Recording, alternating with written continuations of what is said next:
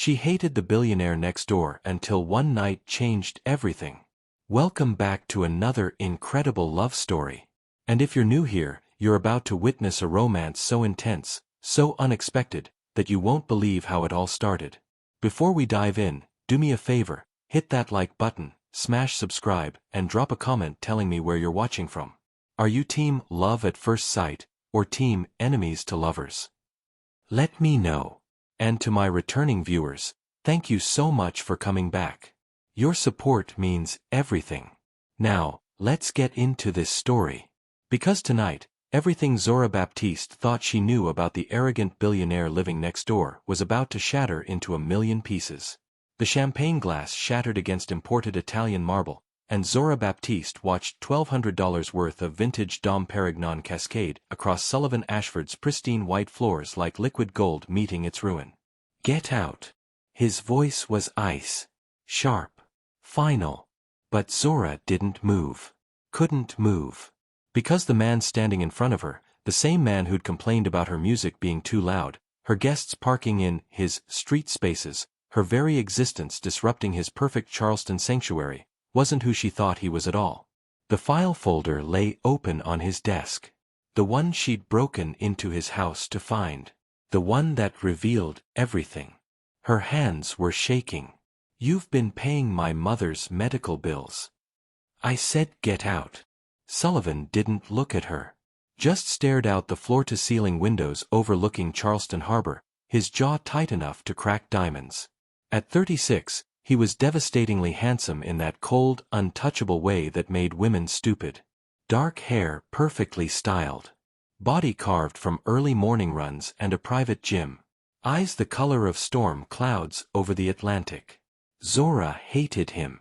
Had hated him for 6 months straight, ever since he'd moved into the historic mansion next to her small rental cottage in the heart of Charleston's French Quarter. Ever since he'd made it clear that her very presence lowered his property value. For 2 years, she whispered, her voice breaking. You've been paying for her cancer treatment. Anonymously. Why? The silence stretched between them like a chasm neither could cross. Finally, Sullivan turned. And the look on his face, raw, vulnerable, devastated, stole the breath from Zora's lungs. Because your mother reminded me of someone I lost, he said quietly. And because the first time I saw you, Zora, I knew you were going to ruin me. Zora was 34 years old, and she'd stopped believing in fairy tales around the same time her mother's diagnosis had turned their world upside down. The morning Sullivan Ashford moved in next door, she was in her garden, dirt under her fingernails, sweat dampening her natural curls despite the cool spring breeze rolling in from the harbor. Her small cottage, a rental she could barely afford on her art gallery manager salary, sat nestled between ancient live oaks draped in Spanish moss. It was small. Imperfect. Hers. The mansion next door had been empty for months. Some tech billionaire from California had bought it, according to neighborhood gossip. Probably another rich transplant who'd visit twice a year and leave the historic property to gather dust. She was wrong. The moving trucks arrived at dawn. Not regular moving trucks, the kind with guys who threw boxes and complained about stairs. No, these were white-glove service vehicles, the kind where men in actual gloves carried furniture like it was made of spun sugar and dreams. Zora tried not to stare. Failed miserably. Then he stepped out of a black SUV that probably cost more than she'd earn in 5 years. Tall.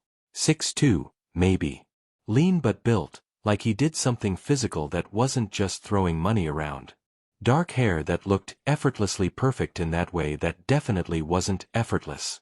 Charcoal suit that fit like it had been sewn onto his body by Italian tailors who wept with joy at their own craftsmanship. And when he turned, when those gray eyes swept across his new domain and landed on her, nothing. No flicker of interest. No polite acknowledgement. Just a brief assessment, cataloging, dismissing, before he looked away like she was part of the landscaping.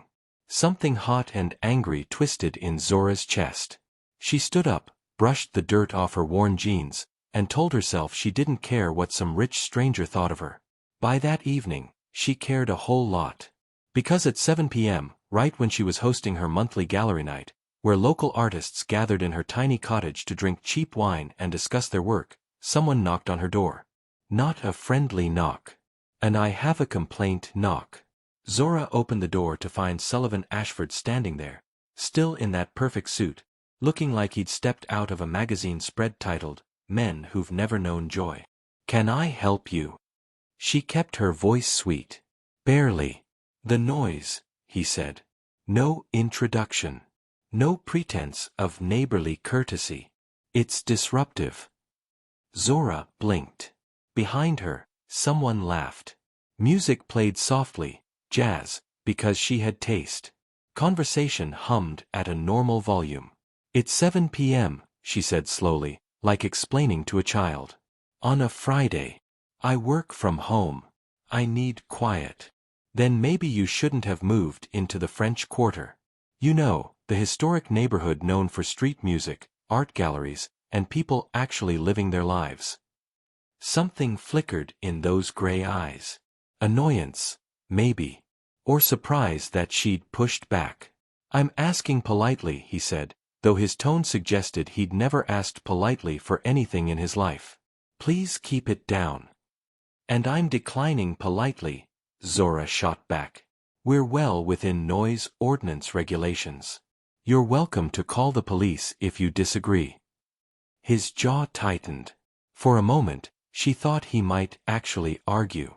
Instead, he gave her one long, withering look that somehow managed to convey exactly what he thought of her, her cottage, her guests, and her entire existence. Then he walked away. Zora slammed the door harder than necessary.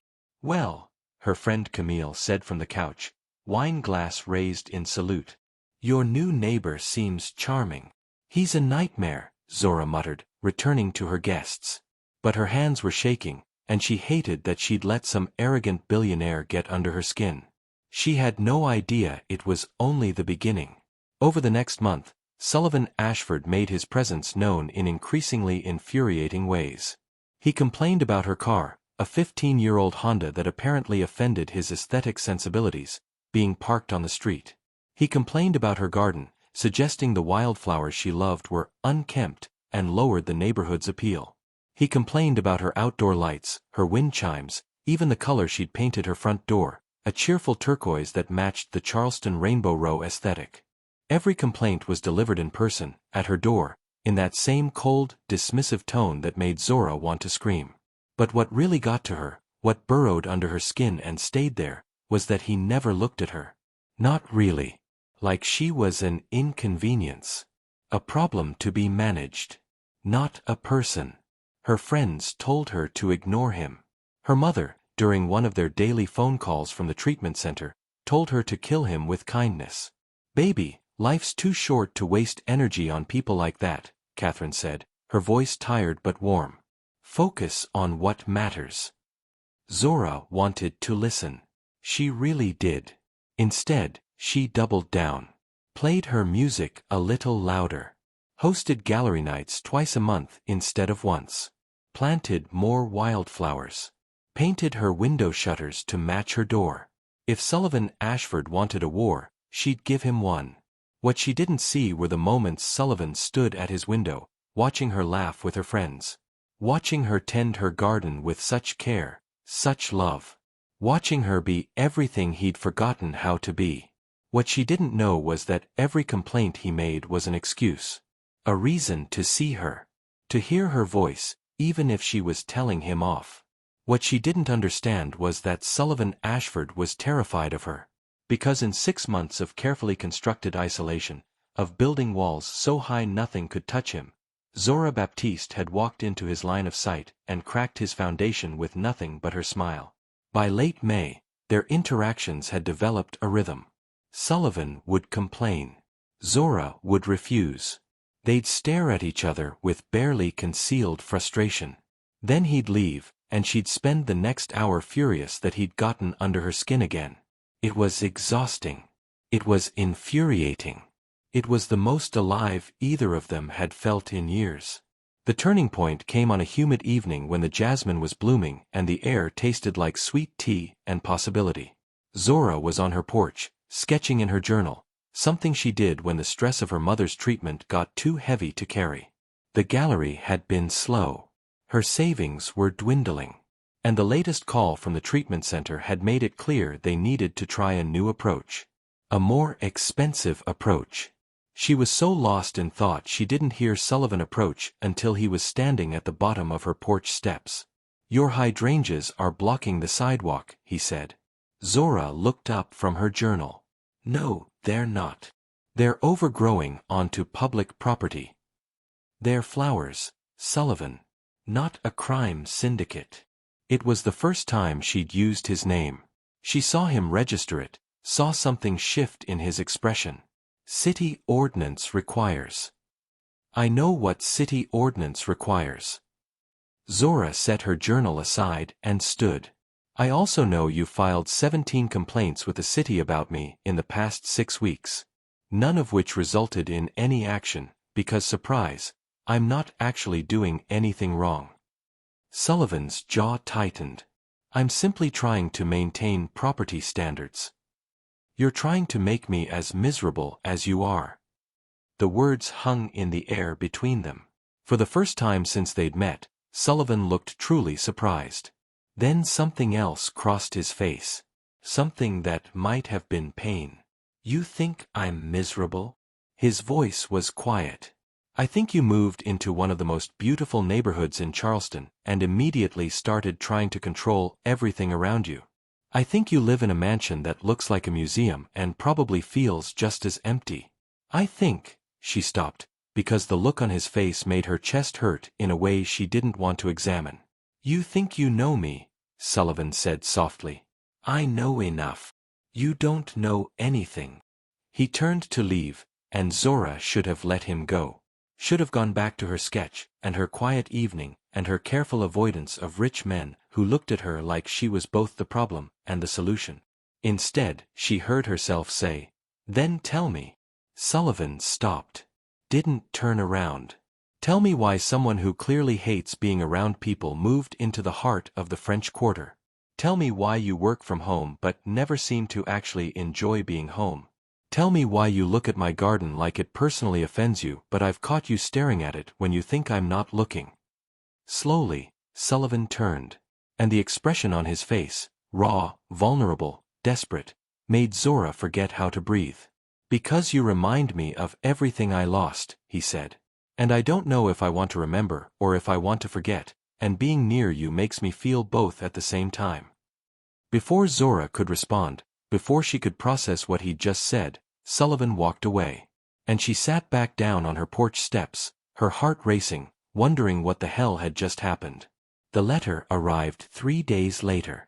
Zora almost threw it away, assuming it was junk mail. The envelope was expensive, thick cream paper, no return address. But her name was handwritten across the front in elegant script. Inside, a single card.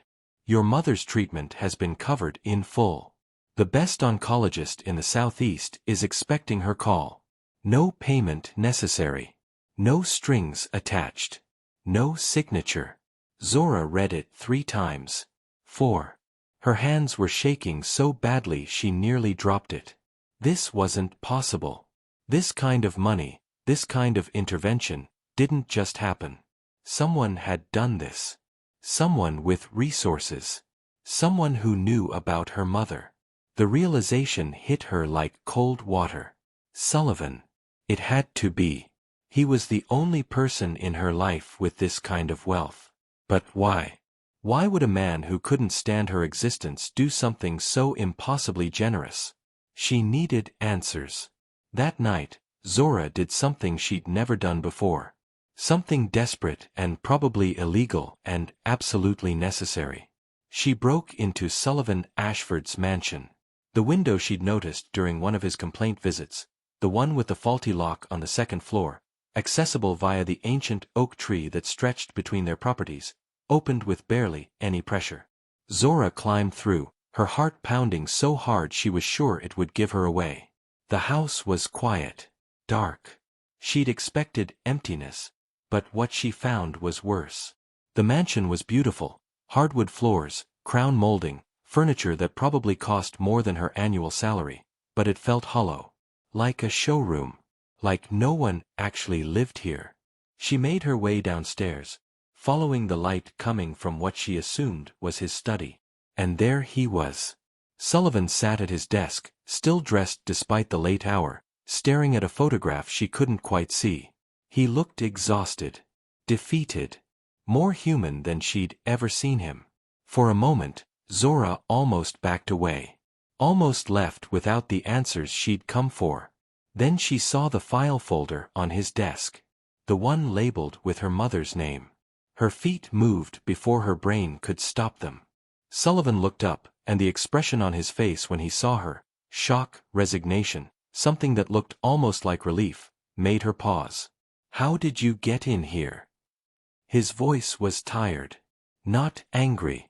Just tired. "The window." Zora pointed vaguely upward. "You should fix that." "I know." They stared at each other. The file sat between them like a bomb waiting to detonate. "You've been paying my mother's medical bills," Zora said. Not a question. A statement. Sullivan stood slowly. "Zora." "For how long?" He ran a hand through his hair, destroying that perfect style for the first time since she'd known him. 2 years. The world tilted. 2 years, she repeated. "Before you even moved here. Before we met." "Why?" Sullivan walked to the window, his back to her. When he spoke, his voice was so quiet she almost didn't hear him. "I saw your mother's name on a hospital donor list 2 years ago. Catherine Baptiste. She needed a bone marrow transplant." He paused, and Zora watched his shoulders rise and fall with a deep breath. "I was a match." The floor disappeared beneath Zora's feet. "You." Her voice broke. "You're the donor?" "The anonymous donor who saved her life. I donated the marrow. Met her during the pre-op screening process. She talked about you." Sullivan turned, and the look in his eyes made Zora's chest ache. Her daughter. The artist who wouldn't give up on her dreams even when life got hard. The woman who visited every day and brought sunshine into a hospital room. The fighter who refused to let her mother face this alone. Tears burned in Zora's eyes. "Your mother reminded me of my own," Sullivan continued, his voice rough with emotion. "The one I lost to cancer when I was 19. I couldn't save her. But I could help yours." "So you paid for everything," Zora whispered. "I made sure she had access to the best care. The best doctors. Everything insurance wouldn't cover." Sullivan's hands clenched at his sides. "It wasn't charity, Zora. It was the only good thing I'd done in years. The only thing that made me feel human." Zora's legs gave out. She sank into the chair near his desk, her mind racing. 2 years. He'd been helping her mother for 2 years. Had saved her life with his donation. Had made sure she got treatment that Zora never could have afforded. "Why didn't you tell me?" The question came out as barely more than a breath. Sullivan laughed, but there was no humor in it. When I moved in and you looked at me like I was the enemy? When I kept making those ridiculous complaints because I couldn't figure out any other way to talk to you? When you made it very clear you wanted nothing to do with me? Those complaints were excuses." Sullivan sat down across from her, and for the first time, there was no wall between them. Just brutal honesty. "I saw you that first morning, covered in dirt, laughing with such joy, so full of life, and I knew you were going to destroy every carefully constructed defense I'd built. And I was terrified. So you pushed me away." "I tried." A ghost of a smile crossed his face. "You didn't let me." Zora's mind was reeling. Every interaction they'd had, every argument, every cold dismissal, every moment of frustration, suddenly looked different through this new lens. "The letter," she said. "The oncologist.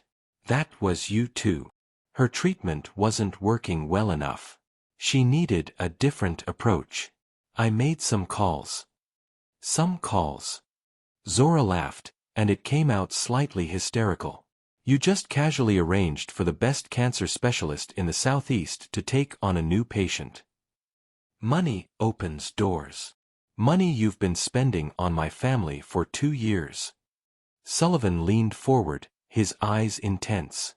And I'd do it again. Every penny. Every arrangement. Because your mother deserves to live, Zora. And you deserve to have her in your life. The tears Zora had been fighting finally fell. I don't understand you, she whispered. You've been awful to me. Made me feel small. Made me feel like I didn't belong. But you saved my mother's life. I know. Sullivan's voice was rough.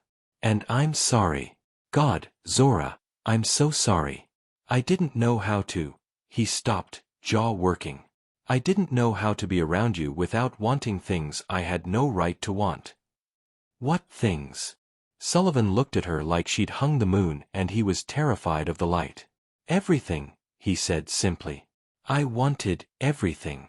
The silence in Sullivan's study was heavy with possibility. Zora sat across from him, tears drying on her cheeks, her mind trying to reconcile the cold neighbor with the man who'd saved her mother's life. The man who was looking at her now like she was both his salvation and his destruction. Does my mother know? Zora's voice was steadier than she felt. That you're her donor? That you've been paying for everything? No. Sullivan shook his head. She knows she had an anonymous donor.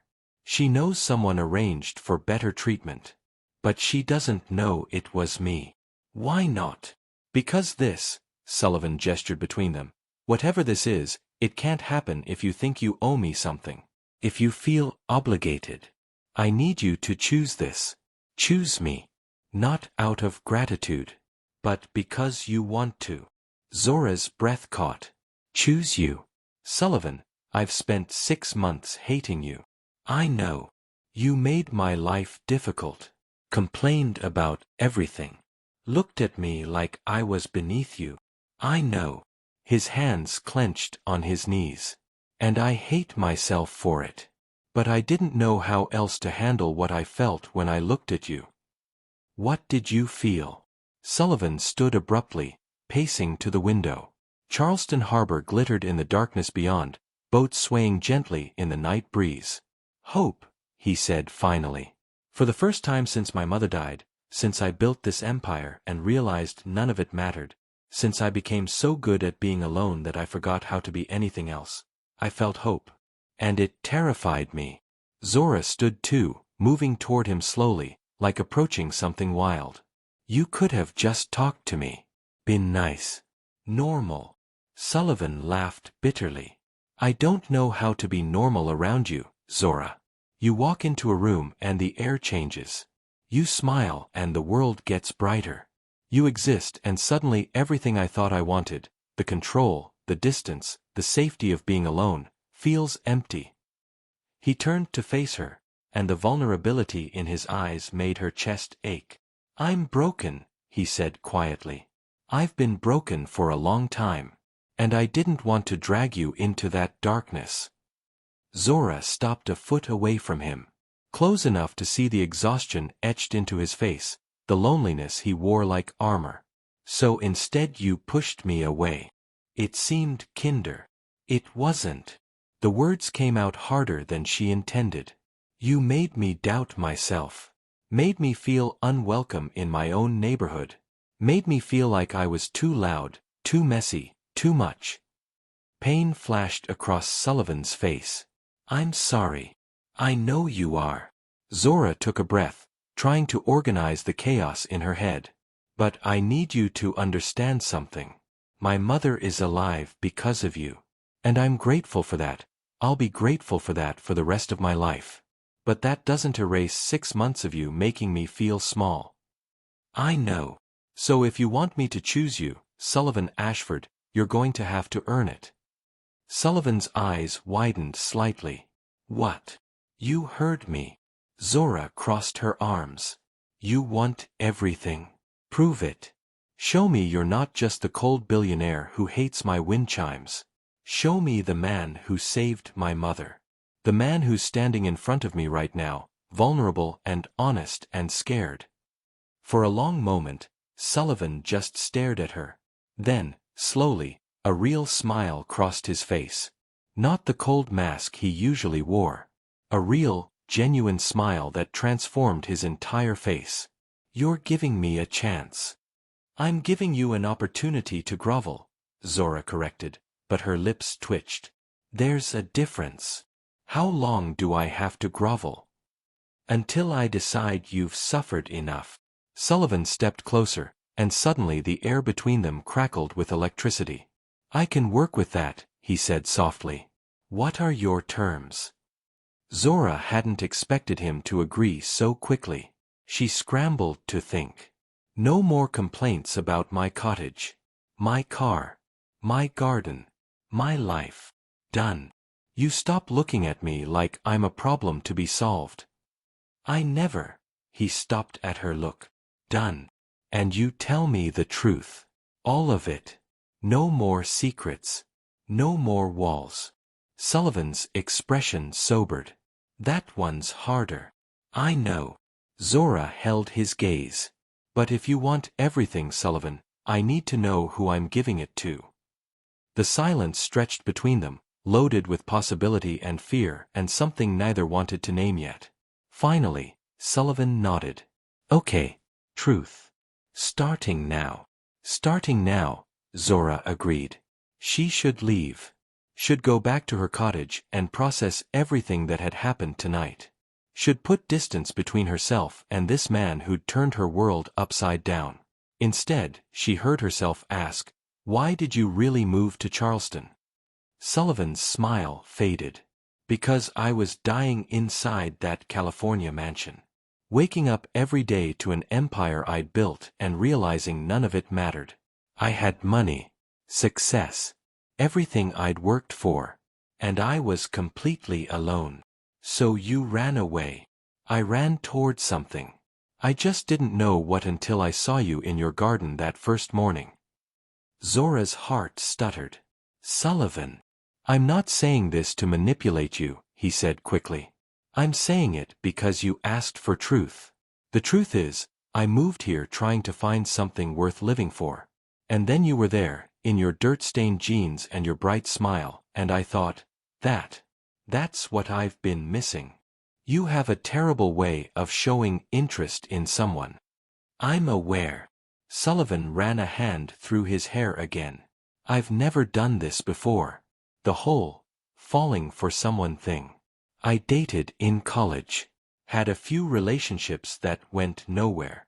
And after my mother died, after I buried myself in building the company, I just stopped. It was easier to be alone." "Easier isn't always better." "No," Sullivan agreed, his eyes locked on hers. "It's not." Zora's phone buzzed in her pocket. She pulled it out, saw her mother's name on the screen, and her heart jumped.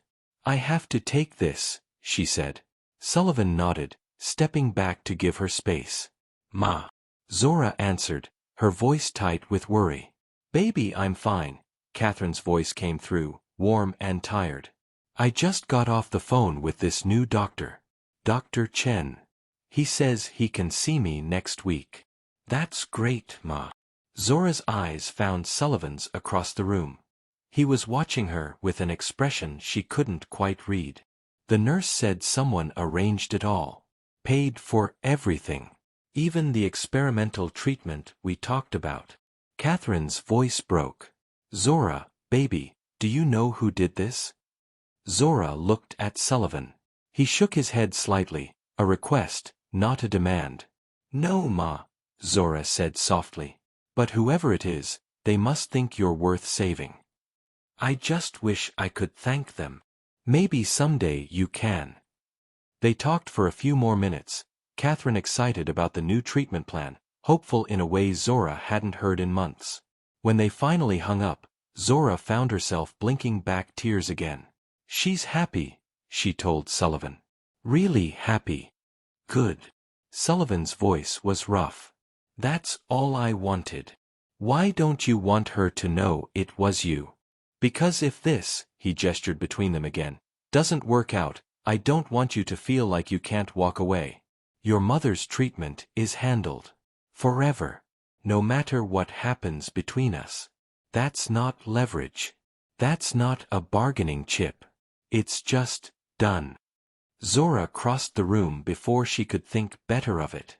Stood in front of Sullivan Ashford, this complicated, broken, generous man, and did something she'd never expected to do. She took his hand. Sullivan looked down at their joined hands like he'd never seen anything more miraculous. Thank you, Zora said. For my mother. For giving her a chance to live. You don't have to. I know I don't have to.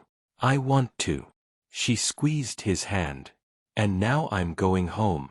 Because it's late, and I need to process approximately 17 bombshells you just dropped on me. Zora. But tomorrow, she continued, you're taking me to breakfast. Somewhere public. Somewhere normal. And you're going to tell me more about this man who thinks he's broken but managed to save a stranger's life anyway. Sullivan's thumb brushed across her knuckles. Breakfast. I can do breakfast. Good. Zora stepped back, letting his hand go.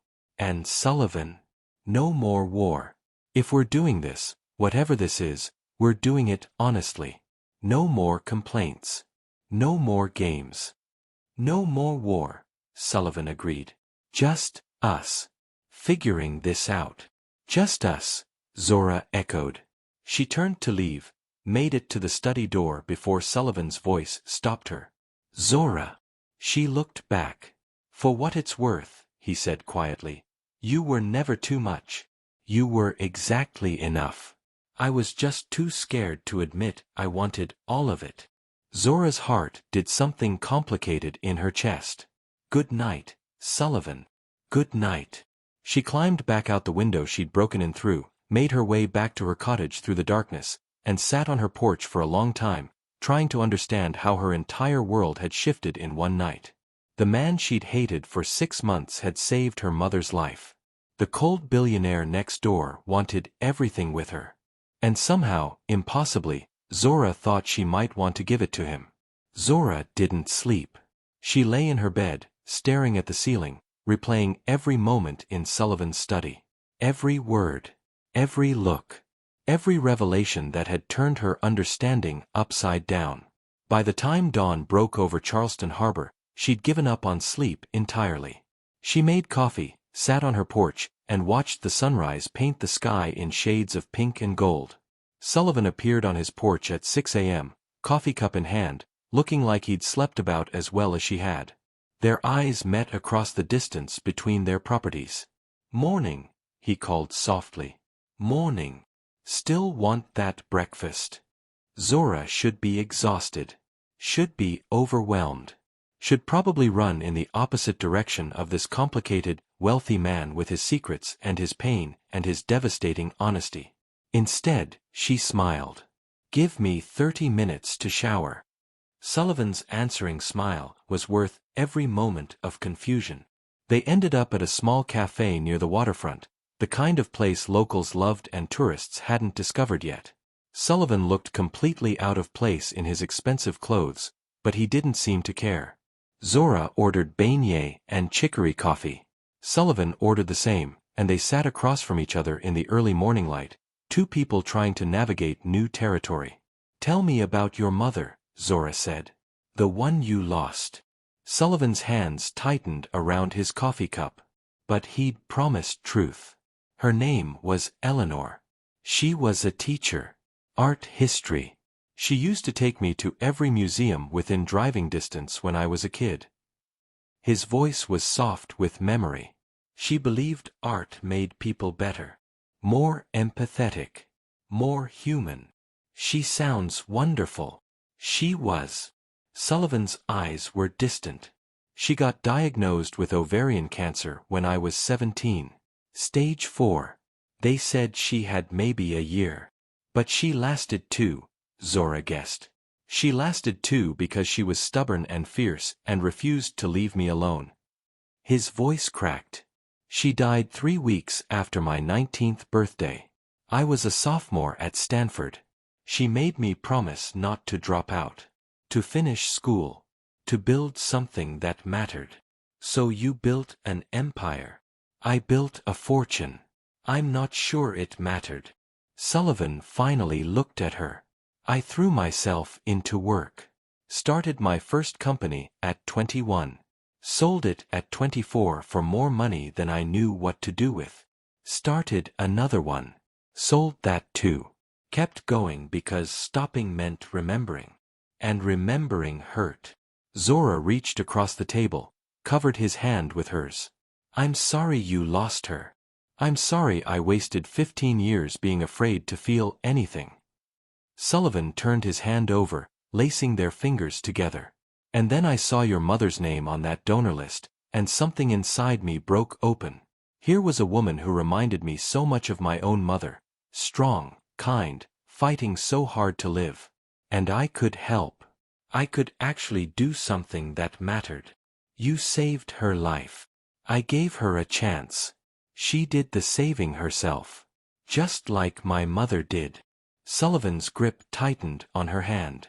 When I met her during the screening process, she talked about you constantly. Her daughter who brought art into the world. Who refused to give up on her dreams even when life got hard. Who visited every single day and made her laugh when all she wanted to do was cry. Zora's vision blurred. She's my best friend. I couldn't imagine losing her. You won't. Not if I have anything to say about it. They sat in silence for a moment, hands joined across the table, two people connected by loss and hope and something neither was ready to name.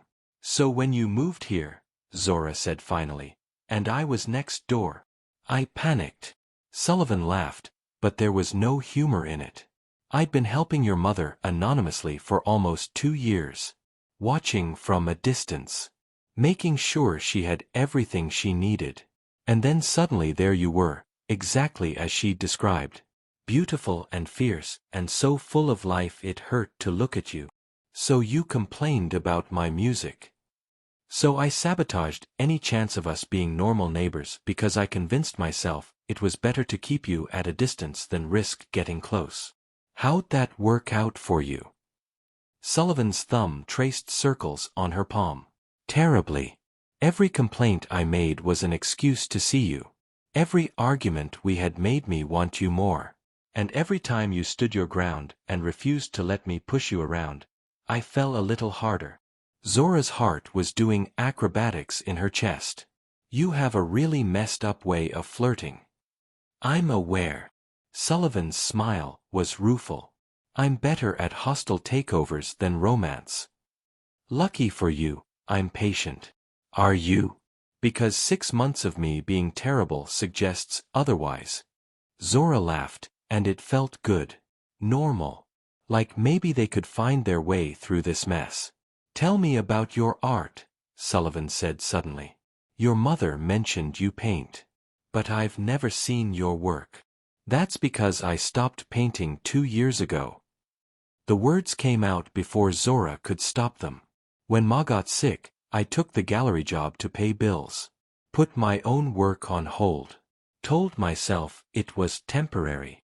But it wasn't. Time kept passing. The bills kept coming. And eventually, I forgot what it felt like to create something just for the joy of it.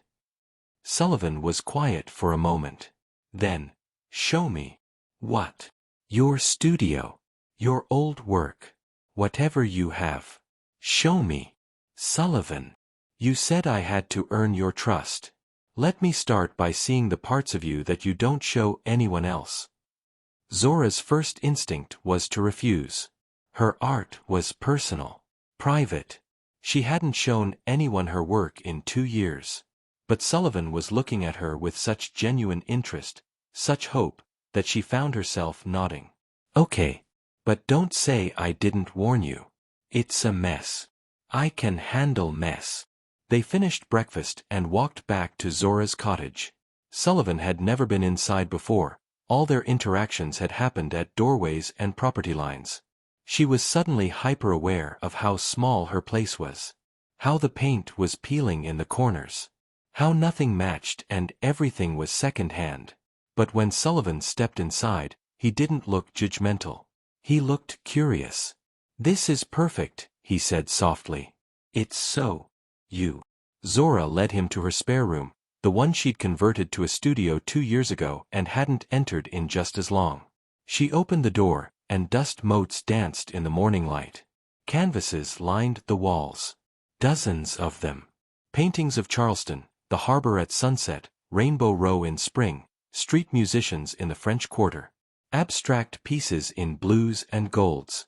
Portraits of her mother, young and healthy, laughing.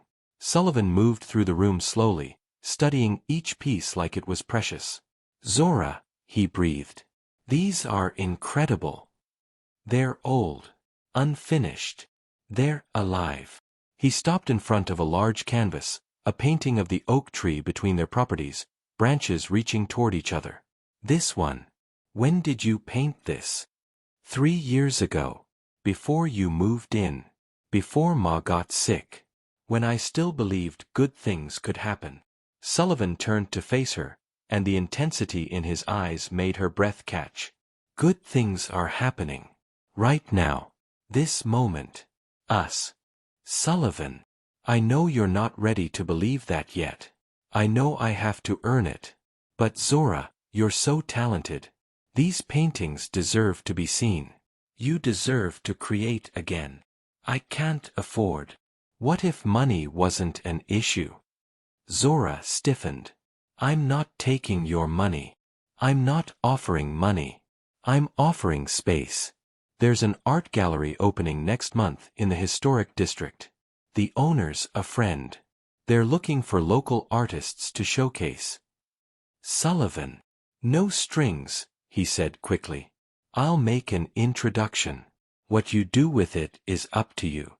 But you're too talented to let this gather dust." Zora wanted to argue. Wanted to maintain the walls between them.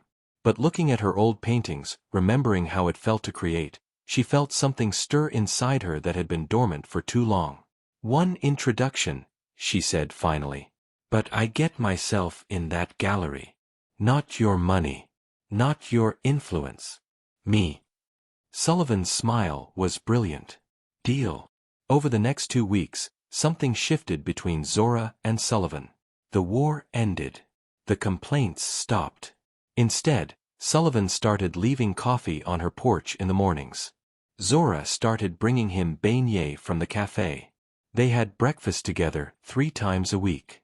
Dinner twice. They talked. Really talked. Sullivan told her about building his company, about the isolation that came with success, about the moment he realized money couldn't fill the hole his mother's death had left. Zora told him about her dreams of being an artist, about the guilt she felt putting her work aside for her mother, about the fear that she'd waited too long and lost her creative spark. Sullivan made the introduction to his gallery owner friend. Zora showed her portfolio. And miraculously, impossibly, she was offered a spot in the upcoming exhibition. She started painting again. Late nights in her studio, colors and life flowing onto canvas. And sometimes when she looked up, she'd see Sullivan standing at his window, watching her work, and the smile on his face made her heart do complicated things. They didn't kiss again. Didn't cross that line. But the tension between them grew with every shared coffee, every lingering look, every moment they chose to be near each other. Zora was falling. She could feel it happening. Could feel her walls crumbling every time Sullivan laughed at one of her jokes or listened intently to her talk about color theory or looked at her like she was the most fascinating person he'd ever met. It terrified her. Because Sullivan Ashford wasn't just a billionaire anymore. He was the man who saved her mother. The man who encouraged her art. The man who was trying so hard to be better, to be vulnerable, to be worthy of the chance she'd given him. And Zora was starting to believe he might actually be all those things. 3 weeks after the night she'd broken into his study, Sullivan invited Zora to dinner. Not at a restaurant. At his mansion. "I'll cook," he said, and her surprise must have shown on her face because he laughed. "Yes, I can cook. My mother taught me. It's one of the few things I kept from my old life." Zora showed up at 7, wine in hand, her heart racing for reasons she didn't want to examine. Sullivan answered the door in jeans and a t-shirt, the most casual she'd ever seen him, and the sight of him so relaxed, so normal, made her stomach flip. "Come in." The mansion looked different than it had that night. Warmer somehow. Like someone actually lived here now. Sullivan led her to the kitchen, and Zora stopped in the doorway, surprised. He'd set the table with candles. Had music playing softly in the background, jazz, her favorite. The smell of something delicious filled the air. "Sullivan Ashford," she said slowly. "Are you romancing me?" His smile was almost shy. "Is it working? Ask me after I've tasted the food." Dinner was perfect. He'd made shrimp and grits, a Charleston classic, and it was somehow better than any restaurant version she'd had. They ate and talked and laughed, and Zora realized with startling clarity that she was happy. Genuinely, completely happy. After dinner, Sullivan led her out to his back terrace. The view of Charleston Harbor was breathtaking, lights reflecting on dark water, boats swaying gently, the city alive with nighttime energy. "Thank you for giving me a chance," Sullivan said quietly. "I know I didn't deserve it." "You're earning it." Zora turned to face him. "Every day, you're earning it." "Am I?" He stepped closer. "Because I still feel like I'm one wrong move away from you realizing I'm not worth the trouble." "Sullivan. I'm falling for you, Zora." The words rushed out like he'd been holding them back too long. "I've been falling for you since the moment I saw you in your garden. And I know it's too soon, I know I have no right, but I can't keep pretending this is casual." "You're not casual to me. You're everything." Zora's heart stopped. Started again, faster. "I'm scared," she admitted. "You're this billionaire with this massive life, and I'm just. Sullivan's hands came up to frame her face. "Zora, you're an incredibly talented artist. A devoted daughter. A woman who stands her ground and refuses to be diminished. You're not just anything. You're extraordinary. You don't know me that well. Then let me learn. Let me spend every day learning you until I know every favorite color, every bad habit, every dream you've ever had and been too afraid to chase." "That's a lot of learning." "I've got time." Sullivan's thumb brushed her cheekbone. "If you'll give it to me." Zora looked up at this man who'd gone from enemy to savior to something far more complicated. This man who looked at her like she was rare and precious. This man who'd saved her mother and encouraged her art and was currently looking at her like she held his entire world in her hands. "Kiss me," she whispered. Sullivan didn't need to be told twice. His lips met hers, and it was nothing like that first desperate kiss in his study. This was slow, deliberate, a promise rather than a question. Zora melted into him, her hands sliding up to tangle in his hair. Sullivan pulled her closer, one hand at her waist, the other cradling her face like she was something breakable and precious. The kiss deepened, and Zora forgot where they were. Forgot every reason she should be careful. Forgot everything except the way Sullivan held her like she was the answer to every question he'd ever asked. When they finally pulled apart, both breathing hard, Sullivan rested his forehead against hers. "I don't want to rush this," he said. "I want to do this right. Take you on proper dates. Meet your friends. Let you meet mine. Build something real." "Okay. Okay." Sullivan pulled back to look at her, surprise and hope warring in his expression. "Okay, let's build something real." Zora smiled, feeling lighter than she had in years. "But Sullivan, if you ever make me feel small again." "I won't." His voice was fierce. "I swear to you, Zora. I will spend every day making you feel valued and seen and cherished. Because that's what you are. That's what you deserve." Zora kissed him again, and this time there was no hesitation. No fear. Just two people choosing each other despite, or maybe because of, all the complications. When she finally went home that night, she stood on her porch and looked back at Sullivan's mansion. He was standing on his terrace, watching her, and when their eyes met, He raised his hand in a small wave. Zora waved back, her heart full. Maybe fairy tales did exist after all. For 3 blissful weeks, Zora lived in a dream. Sullivan took her to art galleries and hole-in-the-wall restaurants. They walked along the Battery at sunset. He sat in her studio while she painted, working on his laptop, content just to be near her. She cooked him dinner in her tiny kitchen. They talked about everything and nothing.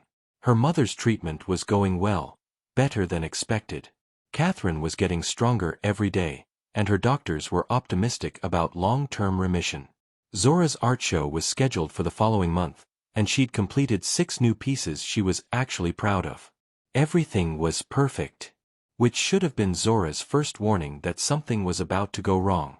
The bomb dropped on a Tuesday evening. Zora was at Sullivan's mansion. They'd fallen into a routine of her coming over after work, when someone knocked on the door. Hard. Insistent. Sullivan's expression went carefully blank. "Stay here." But Zora followed him to the door anyway. And when he opened it, she understood why he'd looked so worried. The woman standing there was beautiful. Mid-30s, blonde, dressed in designer everything, with the kind of confidence that came from old money and older grudges. "Victoria," Sullivan said, his voice flat. "Sullivan." The woman's smile was sharp. "Aren't you going to invite me in?" "No. That's rude. Especially considering I came all the way from California." Victoria's eyes slid past Sullivan and landed on Zora. "And who's this?" "The new charity project." Zora felt the words like a slap. "Get out," Sullivan said, his voice dangerous. "Now. I'm not here to cause trouble. I'm here to make you an offer." Victoria pulled an envelope from her purse. "The board wants you back. Full control. Your name back on the company. Everything you gave up." Sullivan's jaw was tight enough to shatter. "I'm not interested." "Don't be stupid. You built that company. You're wasting away in this southern backwater when you could be happy." Sullivan cut her off. "Yeah, Victoria. I could be happy. Which is something you never understood."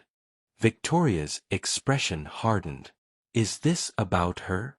She gestured dismissively at Zora. "This little artist you're slumming with? How long until you get bored, Sullivan? How long until you realize she doesn't belong in your world?" "That's enough." Sullivan's voice was ice.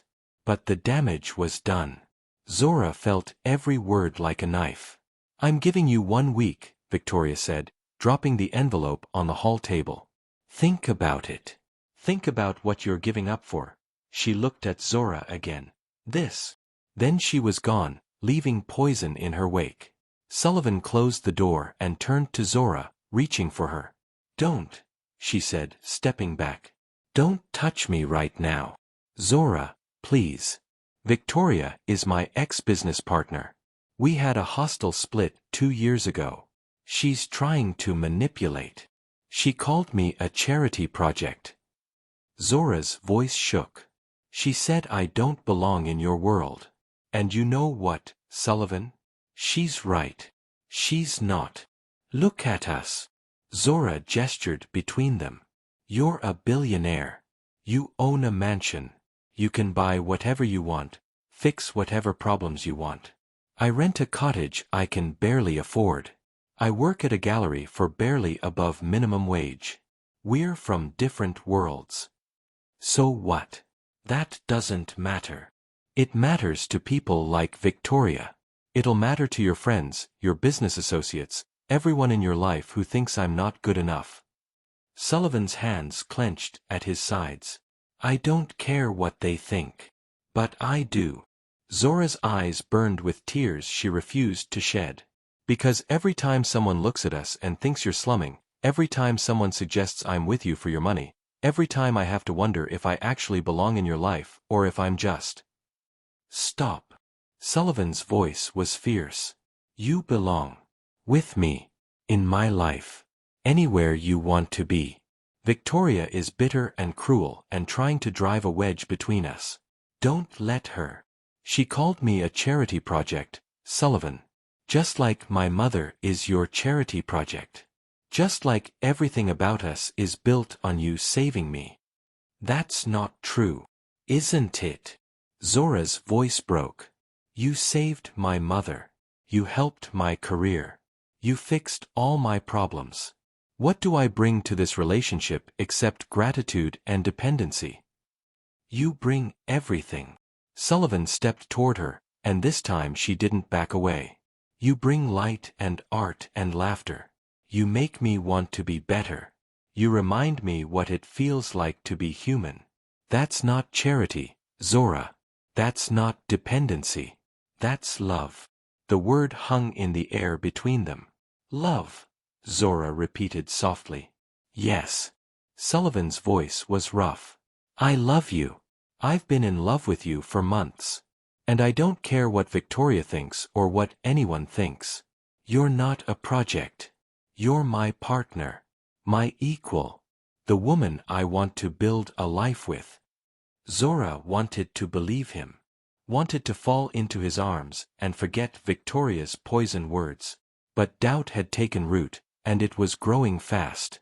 I need some time, she said finally. To think. To figure out if I'm with you because I want to be, or because I feel like I owe you. Pain flashed across Sullivan's face. You don't owe me anything. Then let me figure that out on my own. Zora moved toward the door. I'm not saying goodbye. I'm just saying I need space. Zora. Please. She looked back at him, and her heart broke at the devastation in his eyes. If you love me, give me this.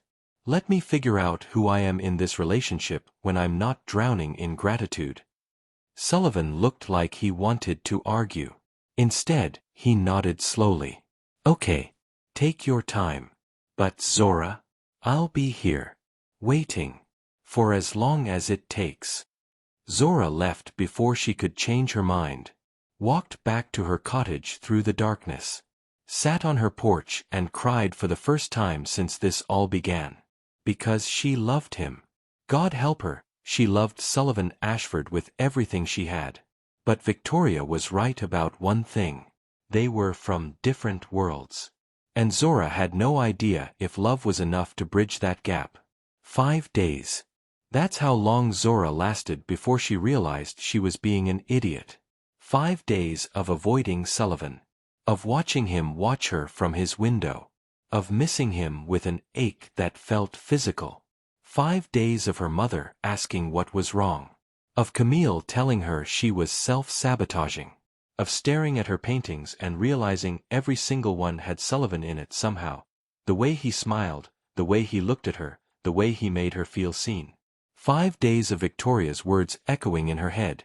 Charity project, doesn't belong, slumming. 5 days of finally understanding that those words said everything about Victoria and nothing about Sullivan. Because Sullivan had never made her feel small. Not once since that night in his study. He'd encouraged her art. Supported her dreams. Looked at her like she hung the moon. The only person making her feel not good enough was herself. On the 6th day, Zora's mother called. Baby, I need to tell you something, Catherine said, her voice serious. Zora's heart stopped. Ma, is it the treatment? Are you? I'm fine. Better than fine. I'm in remission. The world tilted. What? Full remission. The doctors confirmed it this morning. The treatment worked. Zora. I'm going to be okay.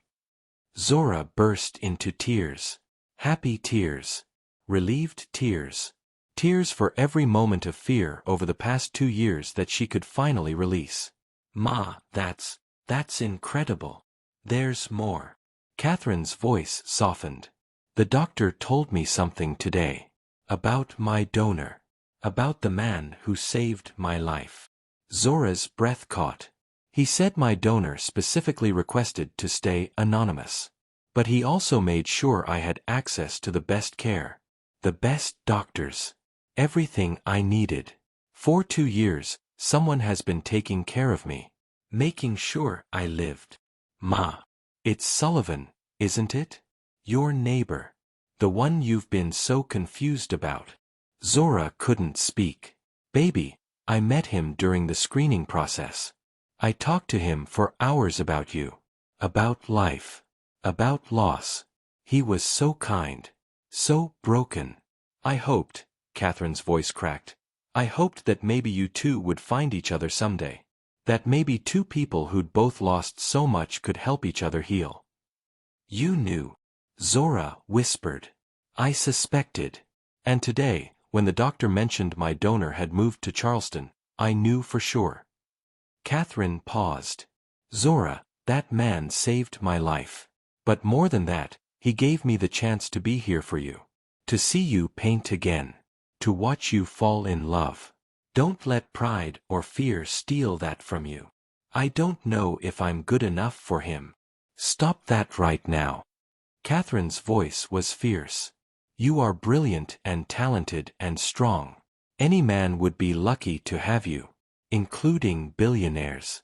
Especially billionaires who are smart enough to see what they have. He said he loves me. Do you love him? Zora closed her eyes. Yes. Then what are you doing talking to me? Go get your man. Zora ran. Literally ran across the yard to Sullivan's mansion, up his front steps, and pounded on his door. He answered in sweatpants and a t-shirt, looking exhausted and hopeful and so dear it made her heart ache. Zora. I'm sorry, she blurted. I'm sorry I let Victoria get in my head. I'm sorry I made this about money and worlds and belonging when it was never about any of that. It was about me being scared. Sullivan stepped onto the porch. Scared of what? Scared that this was too good to be true. Scared that someone like you couldn't actually want someone like me. Scared that I'd wake up one day and you'd realize you made a mistake. Zora. I'm not a charity project, she continued, talking faster before she lost her nerve. I'm an artist. A daughter. A woman who's worked hard for everything she has. And maybe I don't have money or connections or a mansion, but I have value. I have worth. And if you can't see that... Sullivan pulled her into his arms and kissed her. It was desperate and passionate and perfect. Zora melted into him, her hands tangling in his hair, her heart finally settling into place. When they pulled apart, Sullivan kept her close. I see your worth, he said fiercely. I've seen it from the very beginning. You're not my charity project. You're my inspiration. My hope. My future. And I don't care what Victoria or anyone else thinks. I love you, Zora Baptiste. Not because I saved your mother. Not because I helped your career. I love you because you're you. Brilliant and stubborn and brave and beautiful. And I want to spend the rest of my life proving that to you. Zora's tears were falling freely now. I love you too. God, Sullivan, I love you so much it terrifies me. Then be terrified with me. Sullivan's thumb brushed away her tears. Let's be scared together. Let's build something real together. Let's choose each other every day, even when it's hard. Especially when it's hard, Zora agreed. Sullivan kissed her again, and this time there was no hesitation. No doubt. Just two people who'd found each other despite the odds. When they finally pulled apart, Zora laughed. My mother knows. About you being her donor. Sullivan's eyes widened. How? Her doctor told her. She figured out the rest. Zora took his hand. She wants to thank you. Properly. Will you let her? I don't need thanks. I know. But she needs to give it. Please. Sullivan nodded slowly. Okay. For you. For her. Thank you. Zora leaned into him. And Sullivan. About Victoria's offer. I'm not going back to California. I'm not going back to that life. His arms tightened around her. Everything I want is right here. You could consult. Work remotely. You don't have to give up your entire career. I'm not giving it up. I'm choosing what matters more. Sullivan tilted her face up to his. I built an empire, Zora. It was empty, cold, lonely. You know what I want to build now. What? A life. With you. Here in Charleston. Where your mother is. Where your art is. Where you're happy. Sullivan. I'm not saying I'll never work again. But I'm saying that work isn't the most important thing anymore. You are. This is. Us. Zora's heart was so full she thought it might burst. I have a gallery show in 3 weeks, she said. Will you come? I'll be in the front row. It might not be successful. My work might not sell. Your work is brilliant. But even if it doesn't sell, even if no one else sees what I see, it doesn't matter. You're creating again. That's what matters. Zora kissed him again, softer this time. A promise. Stay tonight, Sullivan said against her lips. Just stay. Let me hold you. Let me wake up with you here and know this is real. Okay. They went inside, and for the first time, Zora felt like she belonged in Sullivan's massive mansion. Not because of the money or the luxury, but because he was there. Because anywhere he was felt like home. They lay together on his couch, Zora curled against his chest, his arms wrapped around her. Tell me about your dreams, Sullivan said softly. The ones you haven't told anyone. So Zora did. She told him about wanting to open her own gallery someday. About traveling to Paris and seeing the museums her mother had told her about. About teaching art to kids who couldn't afford classes. About making a difference. And Sullivan listened like every word was precious. Like her dreams mattered as much as his billions. We'll do it all, he promised. Every single dream. Together. Together, Zora agreed. The gallery opening was packed. Zora stood in the corner, watching people admire her paintings, her heart racing with a mixture of terror and joy. Sullivan stood beside her, his hand warm in hers. You did it, he said softly. We did it, Zora corrected. 6 months had changed everything. Zora's mother was thriving. She'd met Sullivan officially, had hugged him and cried and thanked him for saving her life. They had dinner together every Sunday now, the 3 of them, like a family. Zora's art was selling. Not just at this show, but galleries across the Southeast wanted her work. She'd quit the minimum wage gallery job and was painting full-time. Sullivan had started consulting work, on his terms, remote, with time for the things that mattered. He'd also started a foundation that provided free art classes to underprivileged kids. Zora ran the program. They still lived in their separate properties, but barely. Most nights, they fell asleep together. Most mornings, they woke up tangled in each other. And last week, Sullivan had asked her to move in with him. Officially. Completely. Zora had said yes. There's something I need to tell you, Sullivan said now, pulling her toward a quieter corner of the gallery. If it's about the review in the Post, I already saw it. It's not about the review. Sullivan's hands were shaking slightly as he reached into his pocket. It's about us. About our future. Zora's breath caught as he pulled out a small velvet box. Sullivan. I know we said we'd take this slow. I know we've only been together 6 months. But Zora, I've spent the last year falling in love with you. And I don't want to waste any more time. He opened the box, revealing a stunning ring. Simple, elegant, perfect. Marry me. Build a life with me. Let me spend every day proving that you're not my charity project or my good deed. You're my partner. My equal. The love of my life. Tears streamed down Zora's face. Yes. God, yes.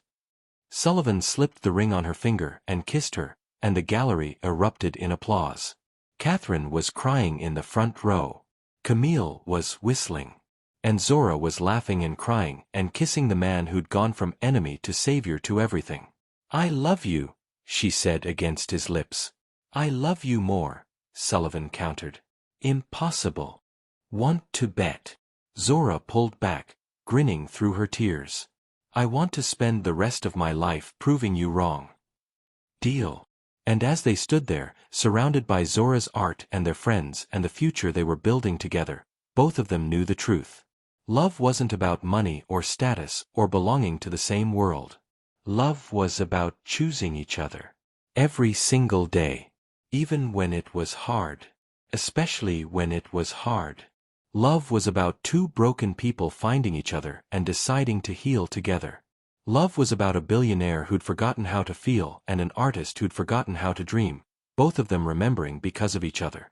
And that was worth everything. Thank you so much for watching. If you loved this story of enemies to lovers, second chances, and finding love in unexpected places, please hit that like button and subscribe for more incredible romance stories. Drop a comment and tell me, would you have forgiven Sullivan? What did you think of their journey? And where are you watching from? I love hearing from you. To my returning viewers, you're the best. Your support means everything. Until next time, remember, the best love stories are the ones where both people choose each other every single day. See you in the next story. Red Heart.